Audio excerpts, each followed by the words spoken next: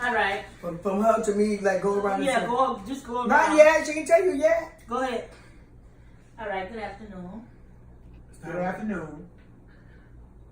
As a future administrator of King's Kim Academy, I want to talk to y'all today about something that is near and dear to my heart, which is the graduation rate of minorities in Pinellas County. Go around and go back to Kim. Several issues that stop our African American and Hispanic students from graduating and transitioning to the next phase of their life include the attendance rate. Pinellas has a homeless rate of over 6,000 students in our district that are homeless. Another big divide of that is the fact that a lot of them are reading and writing below grade level. What do you say? What do I say we can do to help combat this? We need you as community stakeholders to come back into the school and volunteer your time and your effort. We need older mentors. We need mentors who are going to be able to pour into these students' lives to let them know that there is somebody that cares about them if they feel that if there's no one that does care about them.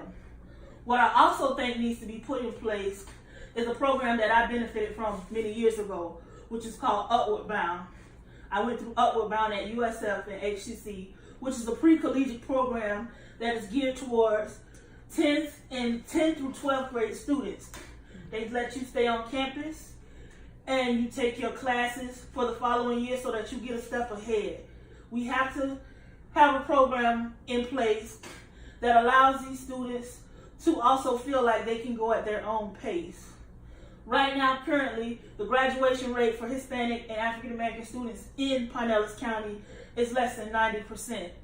But if you look at it versus the state, we're neck and neck with Hillsborough and Miami-Dade County for about 86, 87%. We need 100% of our students graduating, because without a diploma, how will they be able to get out into society and do what they need to do and become productive citizens? It's also a thing of making our students feel good about themselves. It's really important. Also, the program that I work with in my undergrad and grad level at Florida State University CARE program. The CARE program brought in deserving minority students who needed a chance. A lot of our students just need a chance. They need somebody to hold their hand for a little while longer. Because remember, being 18 doesn't necessarily make you an adult. Right. So it is necessary to have somebody there that they can cultivate them and help them to grow.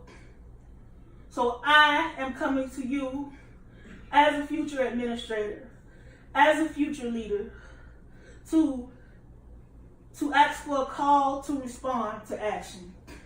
Let's go back into our schools. Let's find innovative and creative ways to get our students to school with initiatives, like an attendance initiative. For each day, for every 5 days you come to school, let's give them some quality points. Let's throw an attendance bash at the end of every month. Let's show these students, you're here. Because you're here and because you're pleasant, we're going to reward you. Well, some might say, well, it's their job to come to school. Not when you have so many obstacles facing you. Once again, a lot of my students come to school and they're homeless, or they're hungry, or lights haven't been on. Or some of them really don't have what they need. They can't get what they need because guess what? It's a generational curse. Their parents didn't have what they need. Right. And their parents did not value education as my family does. So as someone who deeply and genuinely values education, it's time to step up and help this next generation value education as you all did. Because it was once told to me, I want you to be better than I was. And in order to be better than you all were, we have to level up. We have to level up. We have to, as a community, we have to hold ourselves responsible for our babies. We can't expect anybody else to educate our children as we can. So how do we do that? It starts with one step. It just takes one small step. Hey, how you doing? I'm here for you. That's right. Do you need this? It is the small things. We definitely need the time. Like I learned back in Tallahassee at Bond Elementary, working with the grandmother program and the kindergarten students. Because we had so many grandmothers that came in and nurtured these babies every day, our behavior went down. Our school attendance shot up, the grades shot up, they had better social interactions with each other because we need strong adults who can model what it's like to be a productive citizen. You all are productive citizens. So we need this back in our school. These are just some ways that I feel like we can raise the graduation rate in Pinellas and Hillsborough counties to make sure that our children walk only not across that stage, but we want them to walk into their destiny. This is something that I am passionate about.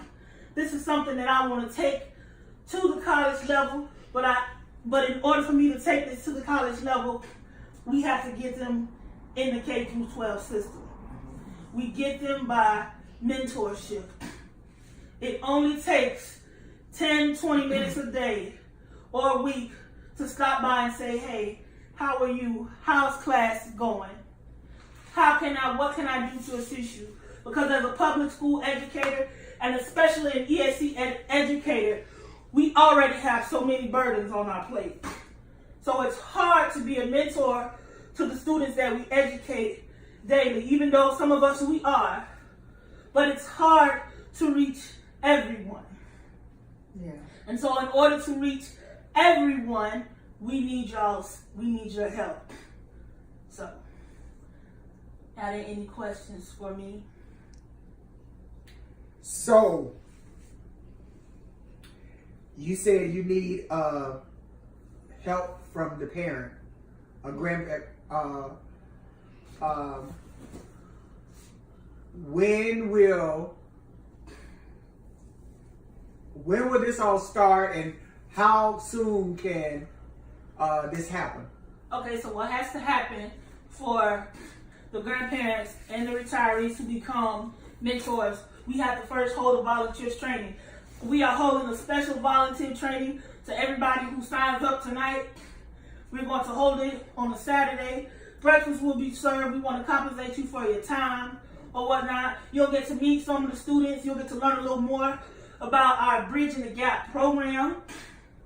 There'll be some teachers and educators on site to help navigate you through this process or whatnot. So, and there'll also be a hotline that you can call. There'll be a website. There's a hotline you can call or whatnot. There'll be text messages sent out as a reminder to let all the community stakeholders know when and where the volunteer meeting will take place. Then we can go to that. Then we will pair you with a student or two who is like-minded just like you or whatnot. Or someone who has similar personality traits. Because we want the students to feel comfortable with whomever they're paired up with. So that's one of the most important things right now. Any other questions or comments or concerns? No, not at this time.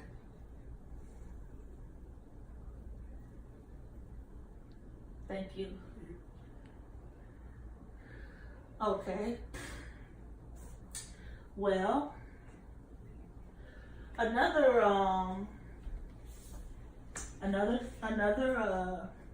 option would be through the community centers.